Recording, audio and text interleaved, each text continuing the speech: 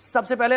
ہمیں جوائن کیا ہے مسلم لیگ نون کے رہنما مشیر قانون و انصاف بیرسٹر عقیل ملک، اور ہمیں پاکستان پیپلز پارٹی کے سینئر رہنما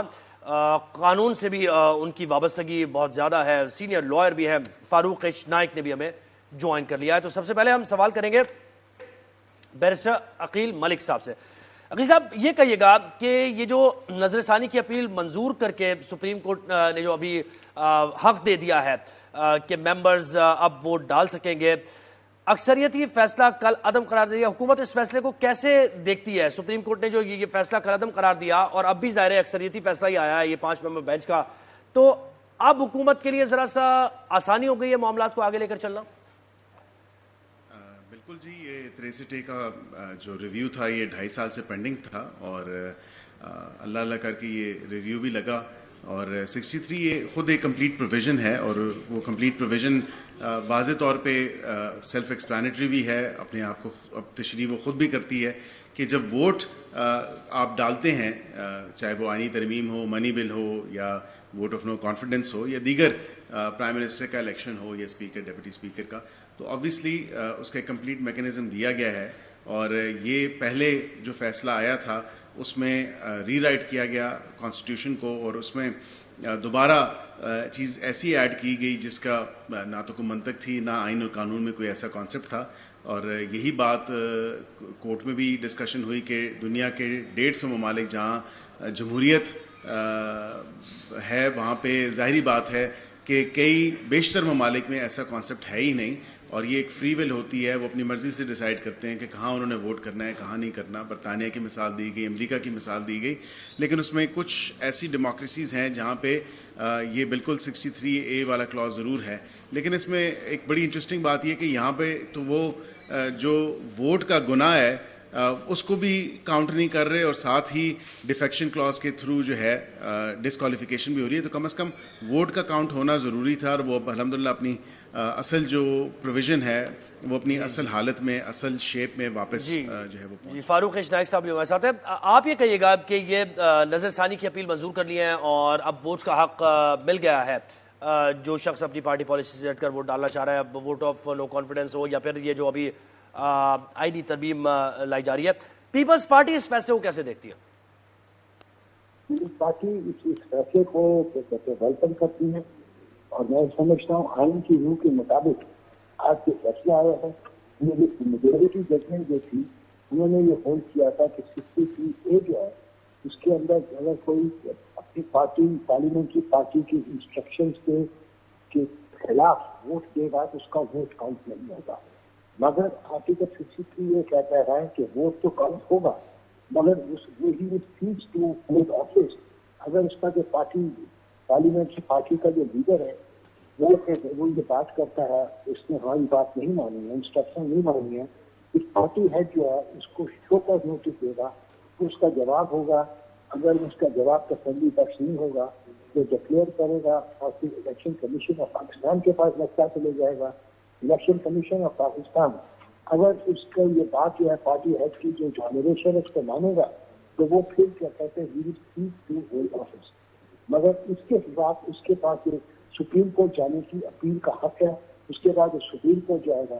مگر یہ جو فیصلہ آیا میجورٹی کا، انہوں نے یہ کہا کہ ووٹ ہی کاؤنٹ نہیں ہوگا، اگر ووٹ نہیں کاؤنٹ ہوگا تو پھر آپ اس کو ڈسکوالیفائی کس بیسس پر کر سکتے ہیں؟ جب ووٹ کاؤنٹ ہوگا تو جرم ہوگا تو اس کی سزا ملے گی نا، اور یہ جو فیصلہ تھا میجورٹی کا یہ بھی دیکھا یہ آئین کے خلاف تھا، یہ اس طرح سے آپ سمجھتے ہیں کہ انہوں نے خود قانون بنا دیا، یہ کہ سپریم کورٹ کے پاس پاور نہیں ہے، سپریم کورٹ خالی انٹرپریٹ کر سکتا ہے، قانون نہیں بنا سکتا، قانون بنانے کی پاور خالی پارلیمان کے پاس ہے۔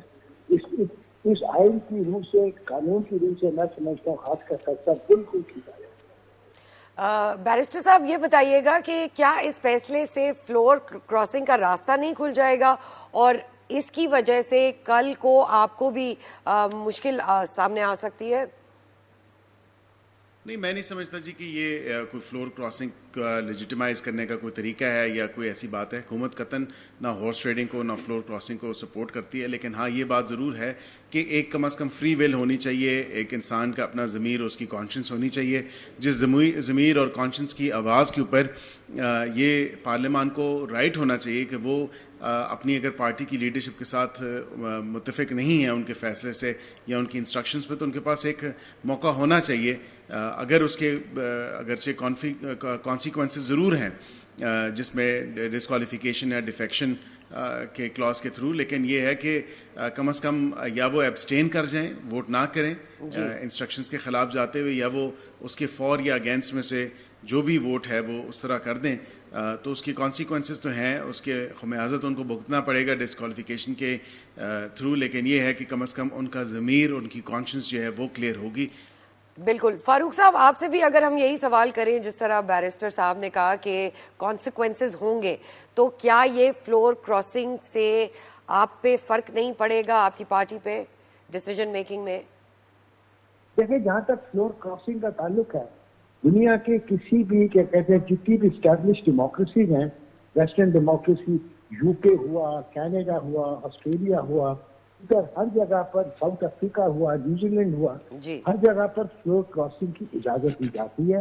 وہ سمجھتے ہیں کہ یہ ایک انڈیویجول فریڈم ہے اور اس سے ڈیموکریٹک ٹریڈیشن جو ہیں یہ مضبوط ہوتے ہیں۔ مگر جہاں تک نئی نئی ڈیموکریسیز ہیں، جیسے انڈیا ہے، پاکستان ہے اور کچھ اور ممالک ہیں، ادھر بھی کیا یہ ہے کہ اگر کسی نے پارٹی انسٹرکشنز کے بغیر ووٹ دیا تو وہ ڈسکوالیفائی ہوتا ہے، مگر ووٹ اس کا کاؤنٹ ہوتا ہے۔ دنیا کا کوئی ایسا ملک نہیں ہے جہاں پر ووٹ کاؤنٹ نہ ہو۔ دیکھیں، میں آپ کو عرض کروں، کئی جب اس میں خالی یہ نہیں ہے کہ اس نے ووٹ نہیں دیا، قائم میں یہ بھی لکھا ہوا کہ اگر اس نے ایبسٹین بھی کیا تو تبھی بھی وہ ڈسکوالیفائی ہو سکتا ہے۔ اگر ایک شخص بیمار ہو جاتا ہے اور وہ نہیں آتا تو کیا آپ اس کو ڈسکوالیفائی، اس کا ووٹ کاؤنٹ نہیں کرتے، یا ڈسکوالیفائی کرے گی، یا اس کا ووٹ کاؤنٹ نہیں ہوگا اگر وہ آیا ہے اور اپنی مرضی سے اس نے ووٹ دیا ہے، وہ یہ سمجھتا ہے کہ یہ جو ووٹ میں ڈال رہا ہوں میرے ضمیر کے خلاف ہے،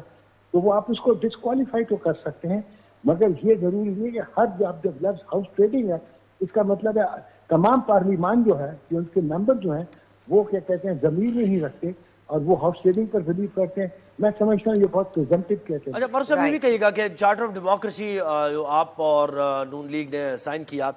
اور اس پر اتفاق کیا، اس کے مطابق قانون ساز اگر فلور کراسنگ کرے گا، پارٹی ڈسپلن کے خلاف ووٹ دے گا، تو اس کی یعنی پارلیمانی پارٹی کا جو لیڈر ہے وہ خط لکھے گا اور اس کے نتیجے میں اس کی نشست چلی جائے گی، نااہل قرار دیا جائے گا۔ کیا کہیں گے اس پر آپ؟ دیکھیں، چارٹر آف ڈیموکریسی میں نہیں سمجھتا ایسا اس کا ذکر ہو۔ دیکھیں، جب جو 73 کا آئین بنا تھا، آرٹیکل 96 میں یہ لکھا ہوا تھا کہ اس کا ووٹ کو ڈس ریگارڈ کر دیا جائے گا جو پارٹی ہیڈ کے انسٹرکشنز کے یا ڈائریکشن کے خلاف ووٹ دے گا۔ مگر اس کے اندر ایک سنسیٹ کلاس تھا، یہ 10 سال کی مدت تھی خالی۔ 10 سال کی مدت کے بعد یہ 14ویں ترمیم آئی۔ 14ویں ترمیم سے انہوں نے یہ انہوں نے کہا ووٹ تو کاؤنٹ ہوگا مگر اس کی سیٹ ویکینٹ ہو جائے گی۔ جو آرٹیکل 96 کو omit کر دیا گیا تھا اور نیا آرٹیکل 95 آیا تھا، اس کے اندر یہ ساری باتیں ہیں، اور 63A کے اندر یہ بات۔ بالکل سر، یہ بتائیے گا کہ آئینی ترمیم کب تک پیش ہوگی اور کیا نمبرز پورے ہو گئے ہیں؟ ہم بہت دنوں سے یہی کشمکش میں ہیں کہ جی نمبرز پورے نہیں ہو رہے، تو کیا نمبرز گیم پورا ہو جائے گا تب تک؟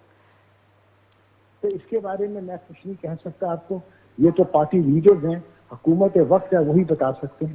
جی اچھا، یہ بھی بتائیے فاروق صاحب کہ دنیا بھر میں کیا پریکٹس ہے کہ جب کوئی رکن اپنے پارلیمانی لیڈر کی منشا کے خلاف ووٹ دے تو کیا کانسیکوینسز ہیں جو اس کو بھگتنا پڑتا ہے؟ وہ میں نے آپ سے عرض کیا، جتنی بھی اسٹیبلشڈ ویسٹرن ڈیموکریسی ہیں ادھر کوئی کیا کہتے ہیں قدغن نہیں ہے، ان کو اجازت ہے وہ اپنے لیڈر کے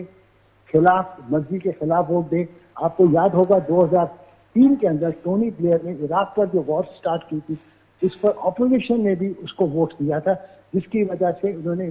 حصہ لیا۔ اور جہاں تک دنیا میں کسی ملک میں نہیں ہے کہ آپ کیا کہتے ہیں کہ اس کا ووٹ کاؤنٹ نہیں ہوگا، جہاں انڈیا ہوا، پاکستان ہوا اور کچھ اور بھی ممالک ہیں جہاں پہ وہ ڈسکوالیفائی ہو جاتا ہے مگر ووٹ ہمیشہ کاؤنٹ ہوتا ہے۔ جی ہمیں ایک اور